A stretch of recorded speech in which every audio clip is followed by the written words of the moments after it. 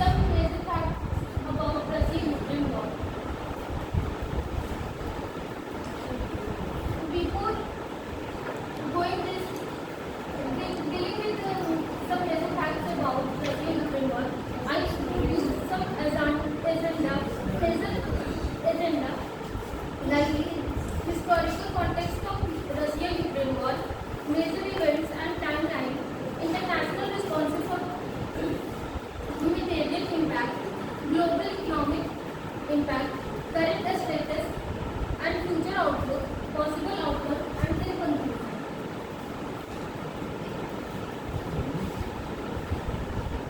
सबसे पहले हम देखेंगे कि रशिया यूक्रेन वॉर कब का स्टार्ट बिगेन कब।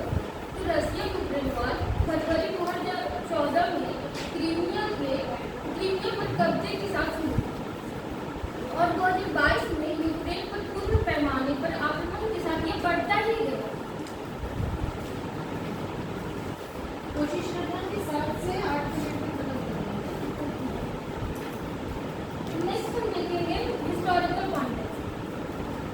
तो ऐसा नहीं है कि एक दिन रशिया उठा और बोला कि हमको यूक्रेन में जाके कब्जा करना है, मतलब उससे हमको लड़ाई ही करना है, ऐसा नहीं हुआ। धीरे धीरे उस कॉन्फ्लिक्ट से इन्वेशन हुआ, फिर देन वो वॉर का रूप लिया, ठीक है। तो पहले रशिया और यूक्रेन के बीच, दोनों देशों के बीच में पारस्परिक संबंध रहे हैं। जैसे कि रशिया यूक्रेन जो है वो रशिया को एक्सेस टू द ब्लैक सी, मतलब ब्लैक सी के लिए एक्सेस को प्रोवाइड करता था, crucial connectivity to the Mediterranean sea. Next जब देखा गया कि रशिया जो है वो यूक्रेन जो बहुत ज़्यादा डोमिनेट हो रहा, बहुत ज़्यादा उसको दबाने का कोशिश कर रहा, तब यूक्रेन की ऐसी आकांक्षा हुई कि क्यों ना हम नाटो में सम्मिलित हो जाए, तो जिससे इसका रशिया का जो डोमिनेंस है वो कम हो जाएगा। तो ये जब रशिया देखा कि यूक्रेन नाटो में सम्मिलित होने की आकांक्षा कर रहा है, तो उसको एक थ्रेट फील हुआ कि अगर ये नाटो में सम्मिलित हो जाएगा तो इसके पास पावर आ जाएगा।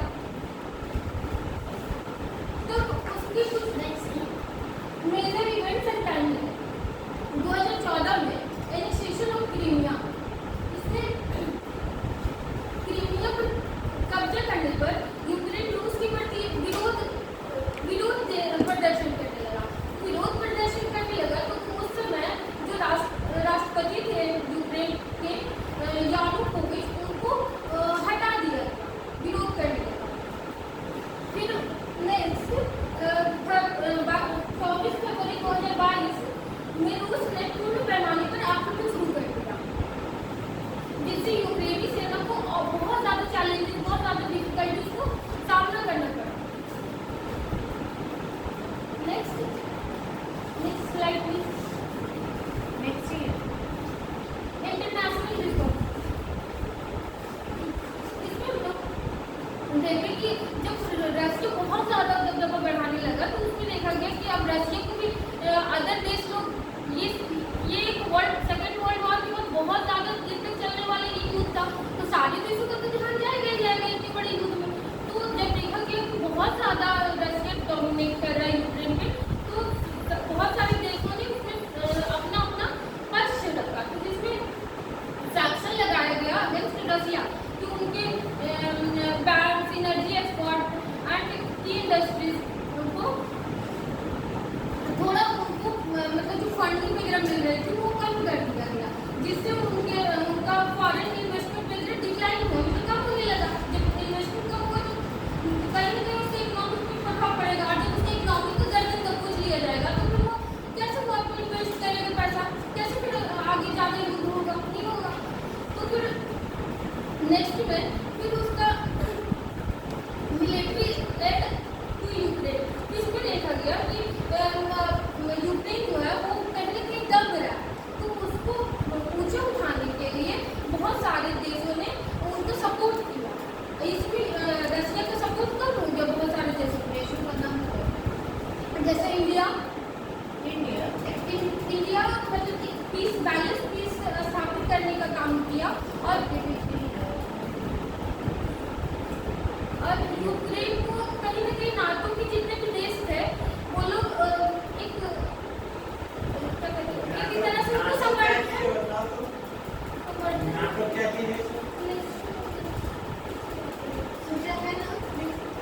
हाँ हाँ पूजा है। नाटो तो तेरा जगह लिखी हो, नाटो नाटो नाटो है क्या चीज? सर ये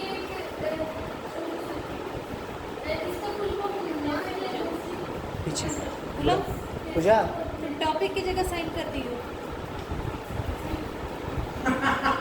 ये तैयारी तुम लोग कैसे करते हो?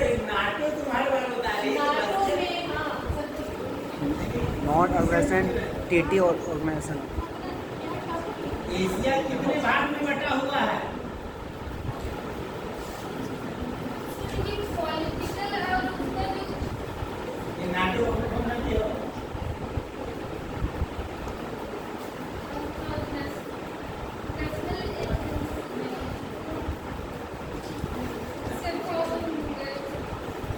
बोलो उसके बाद।